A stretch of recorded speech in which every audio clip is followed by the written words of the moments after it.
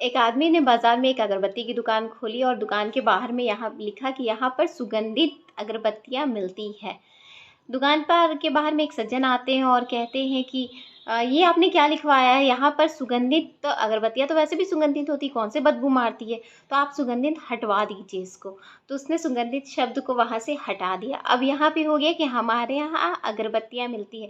तभी एक और सज्जन आए और उनसे कहने लगे कि अगरबत्ती की दुकान आपकी है तो आप ही के यहाँ मिलेगी ना, तो हमारे यहाँ लिखने की क्या ज़रूरत है, आप हमारे यहाँ हटा दीजिए। तो उसने हमारे यहाँ बोर्ड पर से हटा दिया। अब बच गया वहाँ पे कि हमारे यहाँ हटके सिर्फ अगरबत्तियाँ मिलती है। तभी एक सज्जन और आते हैं, कहते हैं मिलती है मतलब क्या है, इसका मतलब अगरबत्ती की दुकान है तो अगरबत्ती ही बिकेगी, कुछ और तो बिकेगा नहीं। तो उन्होंने वो भी हटा दिया। अचानक उसका धीरे धीरे बिजनेस मंदा होने लगा और वो बहुत परेशान था। उसने अपने एक दोस्त से शेयर किया कि ऐसा मेरे साथ में हुआ है, मेरा बिजनेस अच्छा चल नहीं रहा। तो दोस्त आया, दुकान देखा, पूरे बाजार में घूमने के बाद उसने कहा कि तुम दुकान के बाहर में यहाँ पे लिखवा क्यों नहीं देते हो कि दुकान के बाहर एक बोर्ड लगा कि हमारे यहाँ सुगंधित अगरबत्तियाँ मिलती हैं। उस दुकानदार का माथा ठनका। उसने कहा कि मैंने यही तो लिखवाया था।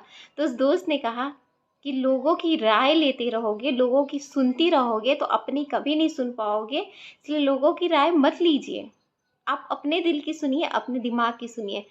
लोग तो कुछ भी कहेंगे।